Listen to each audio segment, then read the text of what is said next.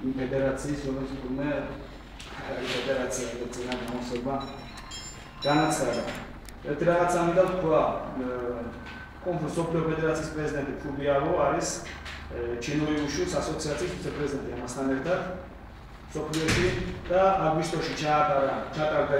სოფლიო ჩემპიონატი პეკინში და რომ არა ჩინეთის მთავრობის დაუშვათ გვერდში დგომა ალბათ შეიძლება არ ჩატარებულიყო ასე რომ იყოს როგორც ჩვენთან ხელი შეშლა ამის თქმა ჩატარდა ძალიან ცივილიზებულად ამიტომ იქ არ არის ის რომ მე ვარ კონფრენციის ფედერაციის პრეზიდენტი რომელსაც არავინ არ იცნობს შენ ხარ ფედერაციის რომელიც ყველა იცნობს ამაზე არ არის ერთი რაღაც ამიტომ თქვა რომ შეიძლება ზოგიერთი ფარადინა ქაღალდებს აპრიალებენ და კიდულობენ ფედერაციებში წევრობას მაგრამ ჩემი აზრით ფარადინა ქაღალდზე მეტი მნიშვნელობა აქვს იმ საქმეს რასაც აკეთებს საქართველოში და რა განვითარებას აძლევს ნებისმიერ სპორტის სახეობას თუ გინდათ როლიკებით რბოლა რომელიც ოლიმპიურ სახეობებში არის ერთ-ერთი კანდიდატურა შეტანილი არ აქვს მნიშვნელობა თავარია რას აკეთებ რა ახალგაზრდებს ზრდი და რა წარმატებები გაქვს შენ საერთოდ და რამდენს აპრიალებ კიდე საქართველოს დროშას საერთაშორისო ტურნირებზე აი ამასთან დიდი მნიშვნელობა და რამხელა პოპულარიზაციას უკეთებ საქართველოს შიდა ტურნირებში სადაც 4-5-6 ქვეყანა ჩამოდის და ნახულობს ვინ ვართ ქართველები რას ვაკეთებ და როგორ მოგვაწევთ ეს ისე მოკლე გადახევა იყო უბრალოდ და ერთ რაღაცა მაინტერესებს უბრალოდ საიდან გაიგო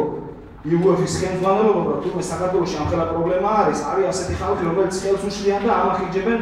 უშუს განვითარებას საქართველოს და უშუს სახელს ჭრილს აკენებენ ესე ძალიან გასაკვირველია მე მგონი ეს ტელევიზიებით არ შუქდება ახლა და პირადად წერილი მე არ მიწერია ეკაცთან ეს ვინც არის ახსენე თქვენ და საერთოდ მე მინდა თქვა რომ დემაგოგიის დრო წავიდა საერთოდ ვილაპარაკოთ კონკრეტულად და ასეთი ლაპარაკი რომელიც ახლა ძნამომხსენებელმა ასე ვთქვათ ისაუბრა ხო უკვე თვითონ ჩაბარდეს ნედანდა ისტორიას მე მინდა თქვა რომ მე როგორც მოვისმინე და გავიგე ძალიან დიდი წარმატება და წინსვლა გქონია უშუს ფედერაციას საქართველოში მე ძალიან მიხარია ეს მაგრამ ჯერ ერთი მინდა გავიგო რა წარმატებაზეა საუბარი მე მგონი ყველა დამეთანხმება სოფლიოში საქართველოს უშუს დონეს უშუს მებრძოლს კინა ტაუში იყოს იმაში სერიოზულად არავინ არ აღიქვა საერთოდ და ამაზე არც საუბარი მე დავდივარ ახლა საერთაშორისო ტურნირებზე იქ არის უშუისტების ძებულობა იღებენ მონაწილეობას კონფუისტების და სხვა სტილის წარმომადგენლები მაგრამ არავინ რომ გაიგებენ რომ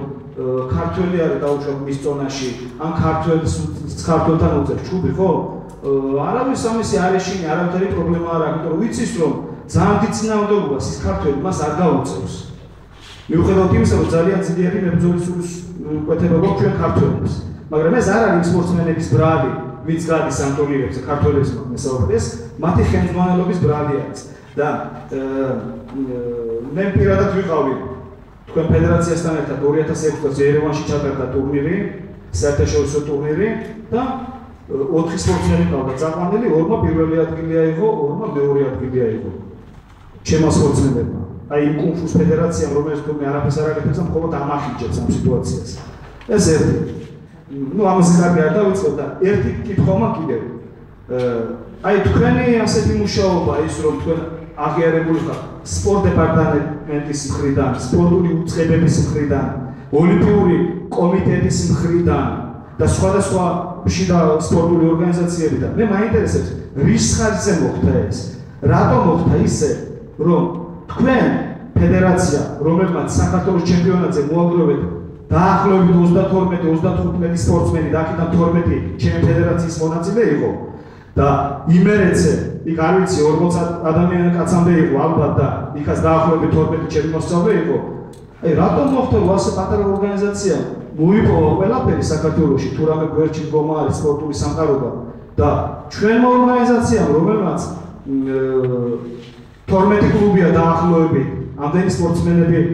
ვარჯიშობს ამდენი მონაწილე ყავს სხვადასხვა ჩემპიონატებზე თუ რა იციან სპორტსმენები მაგრამ დედოფლის წყაროს უშუს ფედერაციის წარმომადგენელია ცისკარაული მანაც იცის და არაერთხელ აღნიშნა ეს ხო ჩვენ რატომ ვერ მოიპოვეთ ეს ყველაფერი ერთი ბიზნეს რის ხარჯზე ხო არ იყო რაღაც მიზეზი აბა გადავხედოთ სიტუაციას შეიძლება ზოგადად უფრო კარგი პიცა ყავდა ჩვენ არ აქვს ხო არის ეს პიცა არ ყავდა და ესეც გასათვალისწინებელია ყველაფერი ამიტომ ნუ გონიათ რომ არავინ არაფერი არ იცის და ნუ გონიათ რომ თლათ ასე კარგად და ლამაზად არის საქმე, როგორც გონია ზოგ-ზოგიერთი. ყველასე არა, მე ყველას არ ვეხებ. ერთ სიტყვით ასეთი სიტუაცია არის და დანარჩენს ჩვენი აგერ პრეზიდენტობის კანდიდატი მოგახსენებთ. რა არის და როგორ არის? მადლობა ყურადღებისათვის.